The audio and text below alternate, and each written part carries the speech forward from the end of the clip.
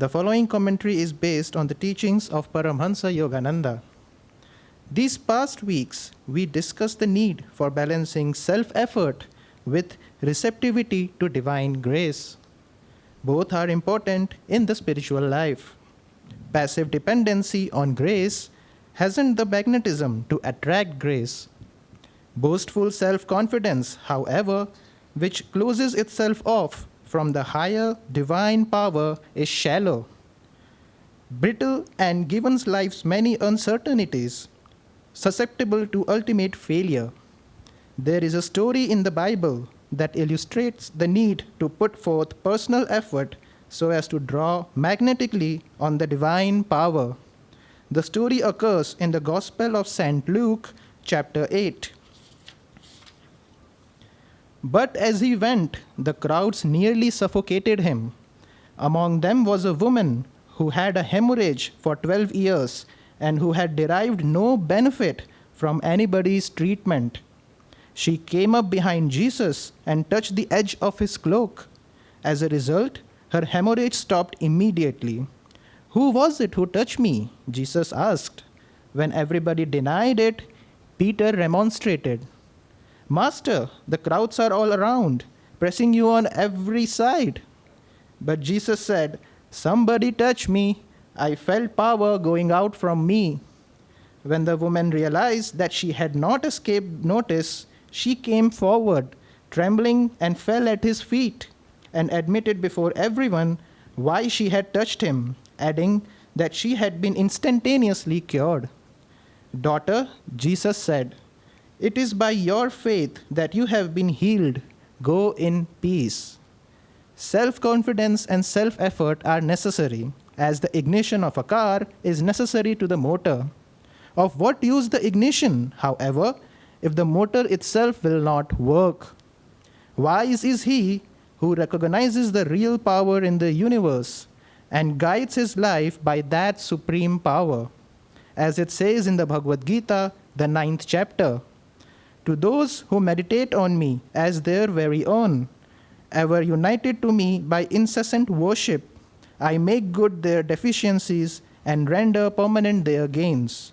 Thus, through holy scriptures, God has spoken to mankind." Om.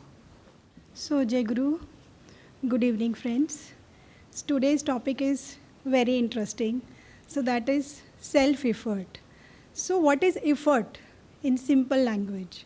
Like we are cooking in the kitchen, we are making prasad, we are doing Guruji's work, computer work, or office work.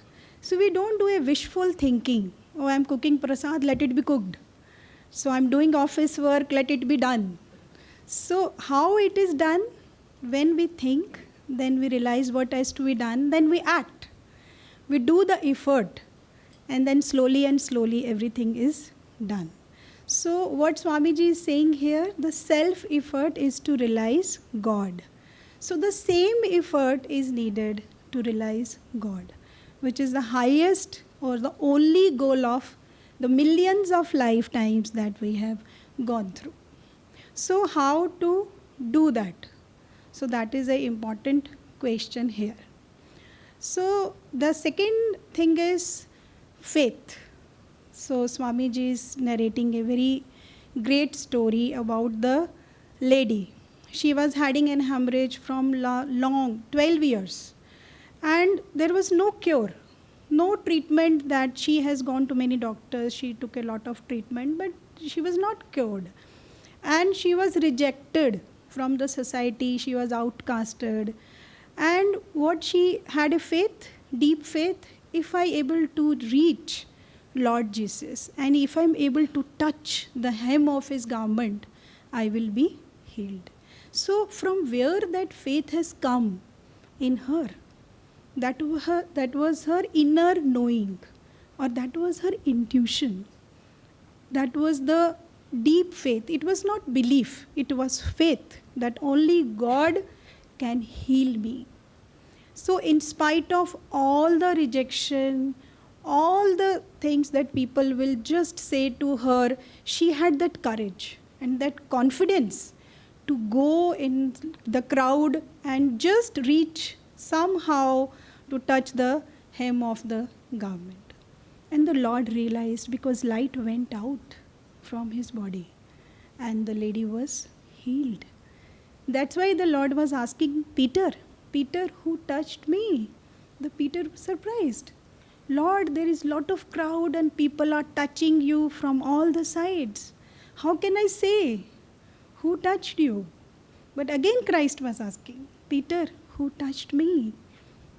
And when again and again the Christ was asking, she came in front and she was trembling and she fell down on his feet. Lord, I touched you.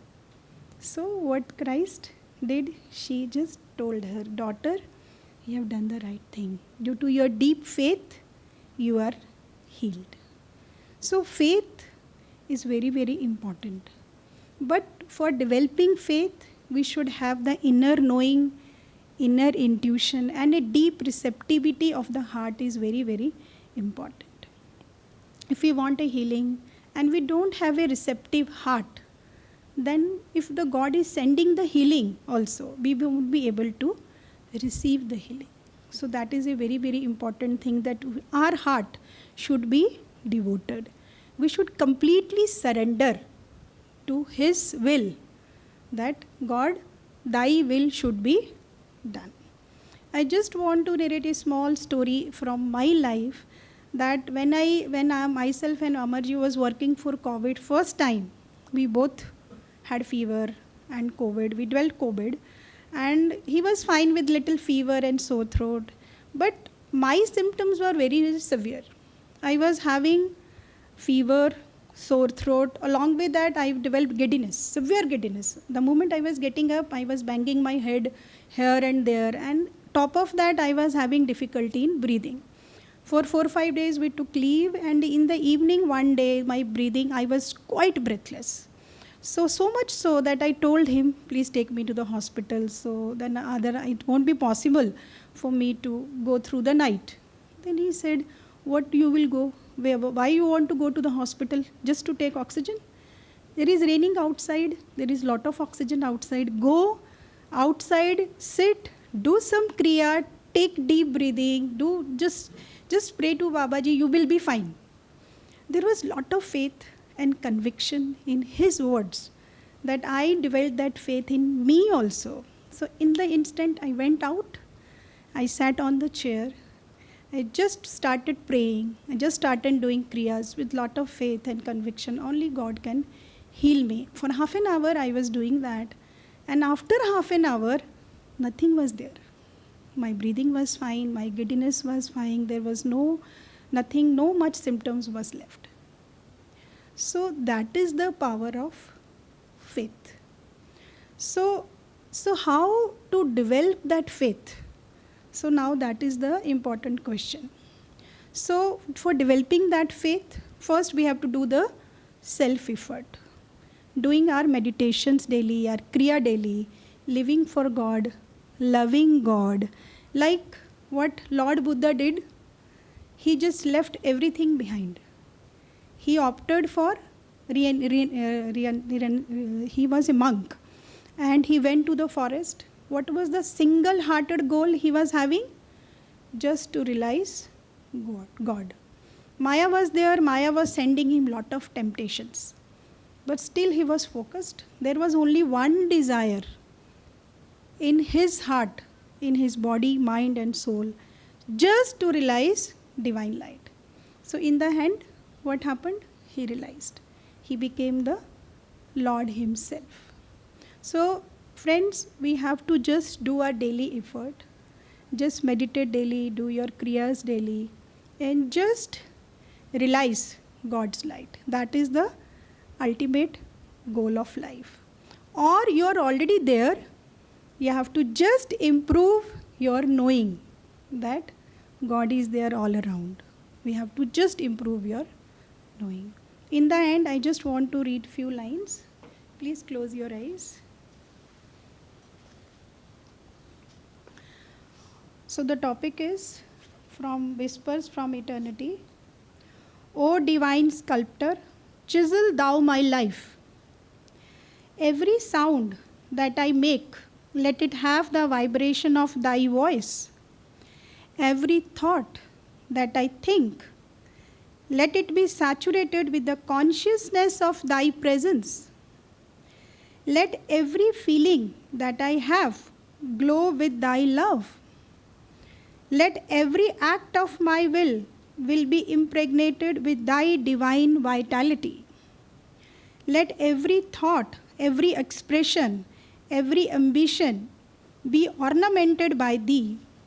O divine sculptor, chisel thou my life according to thy design.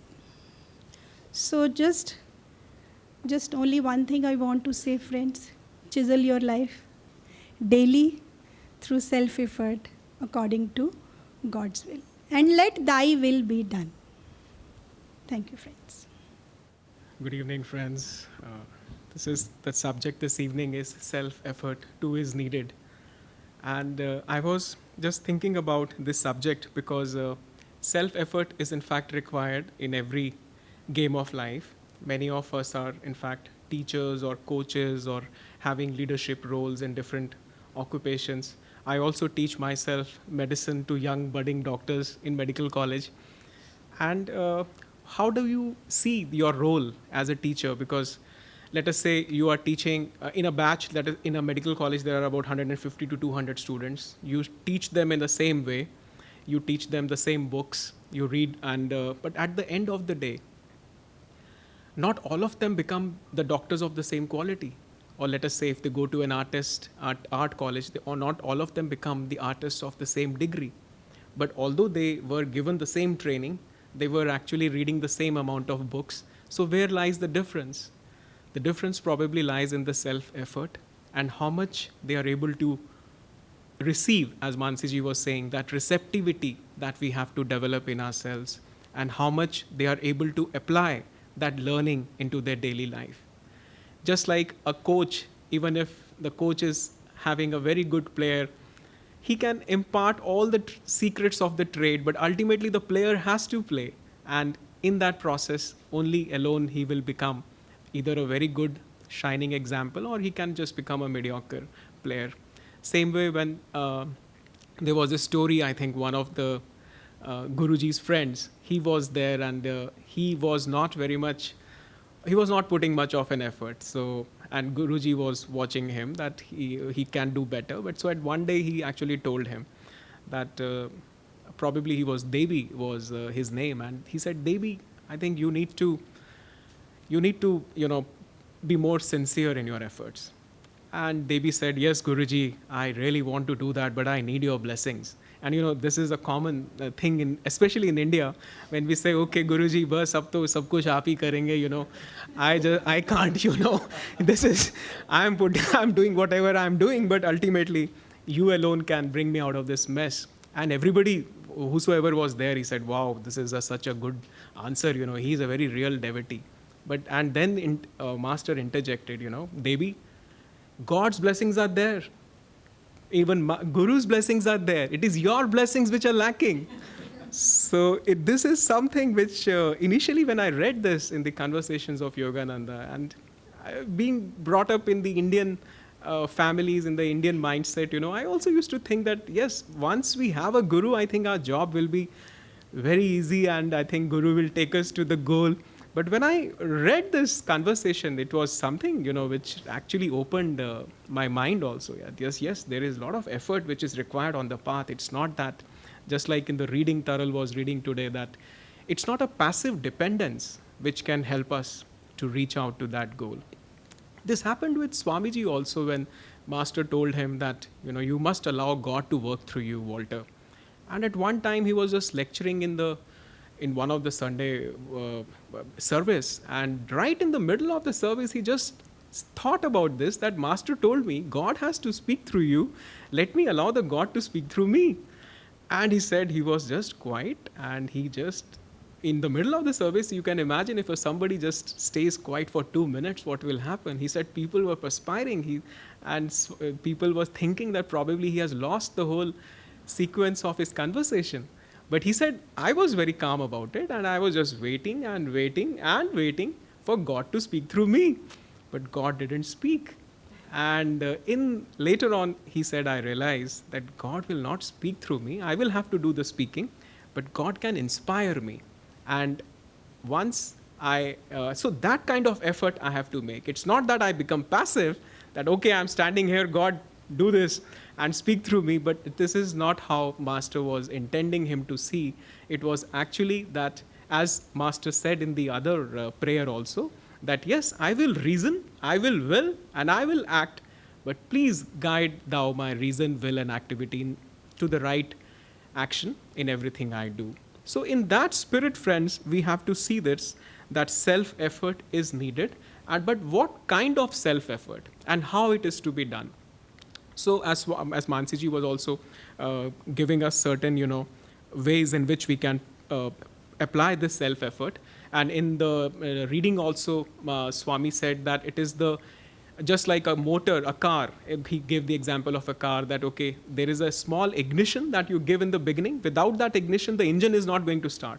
But once you have ignited the engine, ultimately it is the engine's power which will do the rest of the thing.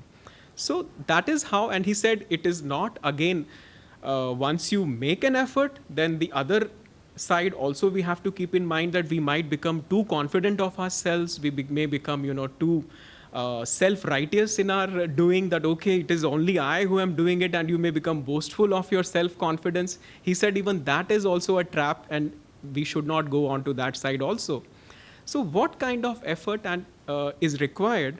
So there, one of the best examples I feel is what Jesus talked about in his 10 commandments. And one of the first commandments that he gives us is that, Lord, love God thy Lord with all thy heart, with all thy mind, with all thy soul, and all thy strength. And so if that is a guiding principle, one can understand that what kind of self-effort is needed on the path. First of all, he said, yes, you have to love God. We all have to love God with all our heart. So what does that mean? That we have to put our devotion, we have to give our hearts love.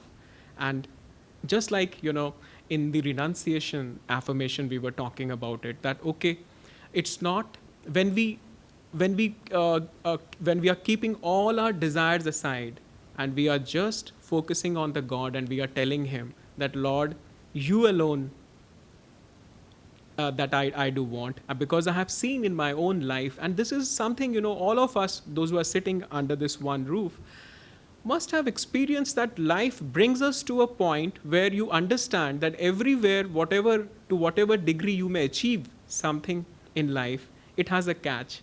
And it promises a lot in the beginning, but in the end, you don't get what you were expecting. And so, or you might enjoy that thing. And Swami used to sometimes give this example from this book I'm quoting, God is for Everyone.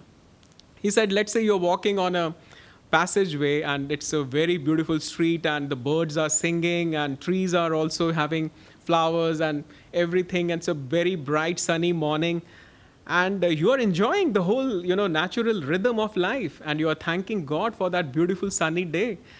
But just a desire crops up in your heart. You say, okay, wow, this was so beautiful, but just maybe I should, if only I had a camera to capture, this beauty in my picture. And just because you had this desire, now you start missing on that desire. Oh, I'm feeling, lack of the camera. And in today, again, if you see, the image is the same. The nature is the same. It is same sunny day. It is bright morning. Birds are singing. Flowers are same.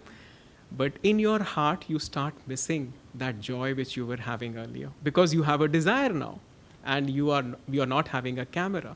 And so because of this desire, then you take a resolve in your mind that, okay, I will work harder, and finally, I will get a camera. And then you just work harder, maybe for a few days, weeks, or months, depending upon what is the cost of that camera. Finally, you are able to get it. And once you get it, you enjoy your toy maybe for some days, and you start clicking pictures, you are happy about it. But then with passing days, your joy also starts going down slowly. Now you don't feel the same high as you were feeling on day one when you had that camera. And now, so you want to push yourself further, and you say, okay, let me invite some friends. I will just want to show my camera to them and see what is their thought about my possession. So you have a party and you invite your friends and you share this gadget with them. And for a brief period, you again attain that high for a while.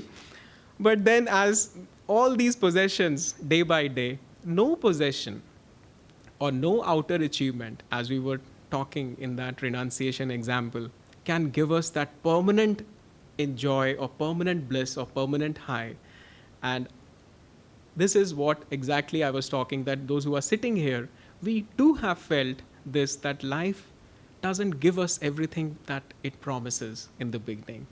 And so you start realizing, how can I have permanent joy? Because this is something, because in Yogananda also mentioned in Autobiography of a Yogi, when Divine Mother told him that, my sons are children of light and they will not sleep in delusion forever.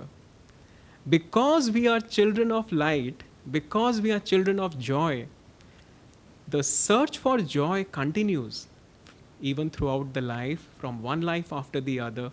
And it's not any joy. It is the highest octave of the joy, as Swami put it, which is bliss. And nothing short of bliss will actually satisfy our heart, will actually fulfill our heart. And that is the reason why, otherwise, how would you bring your heart into loving God? It just cannot happen, because our heart has desires. And if our hearts have desires, we won't be able to, as Christ is saying, love God thy Lord with all thy heart. So if heart has desires, I don't think we will be able to love God with all thy heart, with all our heart. So what kind of self-effort is needed here?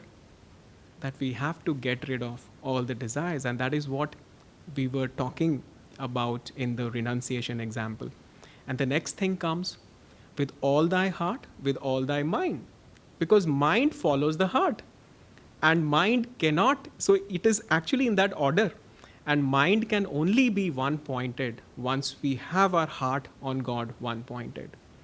Now, mind is a tricky thing, and Swami used to share this beautiful story of this guy who went to a sadhu. And this sadhu had this power of levitating.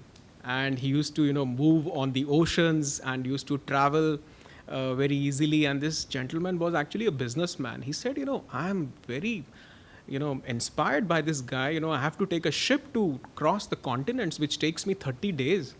And this gentleman can go from one place to another. I must learn this art and skill from him.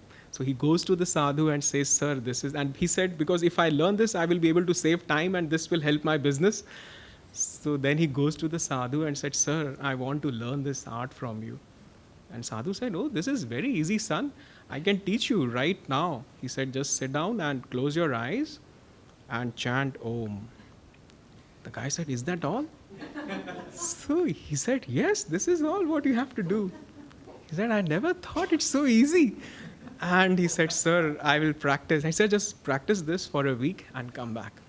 And as he was leaving, just goes to the door and says, by the way, I just forgot to tell you one thing. You must not think about monkeys when you are practicing this mantra. The guy said, sir, don't worry. Why should I think about monkeys? Monkeys never come into my mind. Went to home, sat down. He said, just had a shower and started, chanting Om. The first thing came to his mind was about the thought of monkeys. He said, what is this happening? I never had thought of monkeys, and why today I'm thinking about monkeys? But he could not find any answer to that. He worked harder and harder to just chant Om. He said, this is one thing my guru told me, not to think of monkeys, and all I'm doing is thinking about monkeys. So he said, but nothing worked out. And then next day he said, let me, think whatever I can about the monkeys, so that my desire for monkeys is gone. I will be 100% focused. He starts searching about whatever he could learn about different monkeys, he starts thinking about even African monkeys, not even Indian monkeys. But, and then he started meditating. Nothing happened, This time, even those monkeys which he read about, they also started coming into his mind. And he could not even wait for 7 days because his guru actually told him to come after 1 week. Just after 2 days, he went there, sir. He said, "Sir, please take your technique. All this is making me is monkey consciousness. All this has given me is monkey consciousness." And then his guru told him, "My son, what I wanted to teach you was that before you practice any technique, first you have to own your mind. Otherwise, it is not going to work." So you see, again, coming back to the same aphorism or the same commandment, with all thy heart, with all thy mind. Heart, unless pure and ridden of all desires, will not work. Similarly, unless we own the mind, we won't be able to put 100% attention on the God. Because mind is restless. It will keep going here and there. And in order to make it one-pointed, we have these teachings of yoga. Because that is why before pratyahar comes pranayam. And unless we have this control over the energy, we won't be able to interiorize the mind. And then comes all your mind, all your soul. And soul is nothing but, as Yogananda emphasized and gave this definition, that soul is our natural. We are a soul, but when the soul gets identified with body and mind, then it becomes ego. So we are not able to remain in our natural state, and in our body and mind identified state, we live like an ego, which is an illusion. And so how can we come out of our ego identification? Because the more we go and the more we meditate, the more we stay in that presence, bit by bit we start realizing our true nature, and all these identifications of bodily limitations and our mental identifications, whether I am a man or a woman, or I am a professional, I am a banker, I am a doctor, or I am not forgiving, I am not kind, I am having this limitation, I have a guilt, I have fear. All these are limitations which are keeping us bound into the ego identification. And in that meditative state, when we practice, we forget everything. That is why Yogananda said that when you meditate on God, if you think of other thoughts, that's an insult to God. So that means we have to, just like he gave an example, that what happens when you sleep. Now, when you go to sleep, you keep aside everything. You must have, you may have dealt with a lot of problems that day or some challenges on those days, but you don't keep thinking about those challenges. If you continue to keep thinking about those challenges, you will not go into sleep. So for a moment, you keep everything aside, that okay, let me sleep. I'll get back to my challenge tomorrow morning. And that is how we sleep. And he said that is the way to meditate. When you meditate, keep all your problems and challenges aside, forget who you are, dump your body, and dive into meditation, and the world will be there once you will come back. It's not going to dissolve, and you can get back to your challenges later on. So all thy mind, all thy soul, and all thy strength. And the strength also, Yogananda said, that he said, you have to be one-pointed in your meditation. Don't waste your time of meditation just like that. Don't allow it to slip it away. He said, the moment you sit, get to the business. Don't think that, I have 1.5 hours, and you just continue to waste initial few minutes and thinking that, okay, the last part I will just focus myself. It will not happen. And he said, each day's meditation, he said, should be deeper than the previous day. He said, otherwise, how the intensity is going to improve? He said that intensity must be coming first. Then only you will be able to appreciate the length of the meditation. Because the real goal can only come to us when he said in the poem Samadhi that with longer, deeper, thirstier meditation, Guru-given meditation, you will be able to achieve that goal. So how that intensity will come? Because we have to remind ourselves that, this is a very sacred opportunity that I have been given. I am in a good health. Sometimes, these reminders are very important, because sometimes what I do is I remind myself of all those people, those who were living with me, and today they are no more in the physical body. One of the professors I had, we used to go with him, and he used to teach us many things on round. And one fine day, he was no more. I lost one of my family member recently. But when I recall about these people, this gives me an urgency in that moment, that one day I will also be leaving this body. And this is the time I have to utilize. I have very less time, because Satan, the best example which my friend always tells is that Satan never sleeps, and at the same time, the best way Satan traps us is by making us believe that there is a lot of time and you can do it later on. You don't have to meditate, you have time. This is how Satan speaks through us. So when we come to the business, when we understand the urgency of the moment, when we understand that today I have a good health, I can sit with a straight spine, I don't know what will happen tomorrow. Today I have a mind which knows who I am. I mean, what happens in the future, nobody knows. And when we give our best, and when we say, okay, let me put my best, give all my strength and concentration, then that is the way to go. And he even said that concentrate so deeply that you become one with the object of concentration. Now that is also a type of self-effort which we have to put in.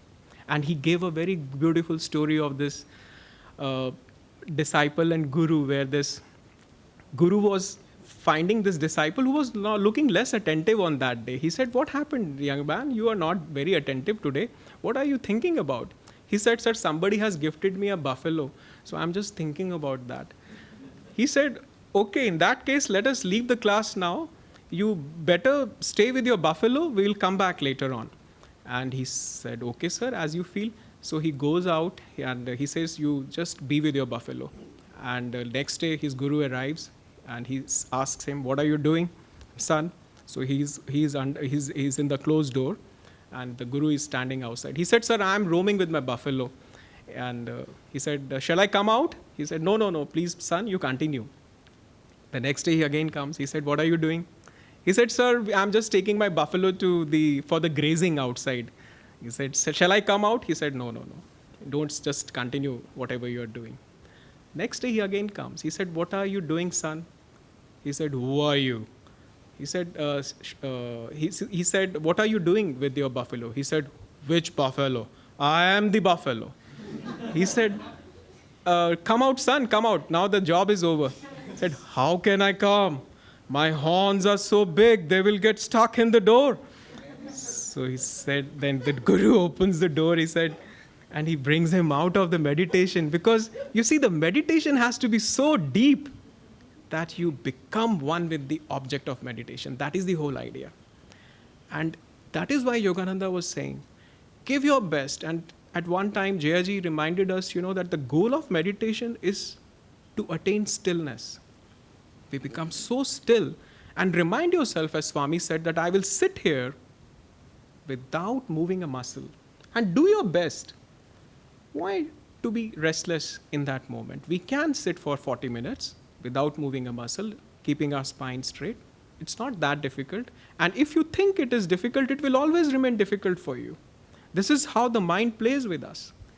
So you see, loving God with all thy heart, with all thy mind, with all thy soul, and all thy strength, that is the kind of self-effort that is needed. And the next commandment is equally important, because once, as the Krishna was saying in this shloka, that love thy neighbor thyself is the next commandment, and which often I used to feel difficult. It was always difficult for me to see God in the next door neighbor. And what to talk of neighbor, sometimes in your own family members. But here Christ is saying, love God, love thy neighbor as thyself. So how is that going to happen? Because it will not happen due to our own effort. So here, the self-effort stops. Or maybe, let us say, the God, when he starts flowing in us, because in the shloka itself, Krishna is saying, one of the favorite shlokas, I think it is in chapter 9, where Krishna says that when you love me, when those who meditate upon me as their very own, I supply their deficiencies and make permanent their gains. So this is our deficiency, that we are not able to see God in others. We are not able to see the God in a neighbor, for example. But that deficiency will go away.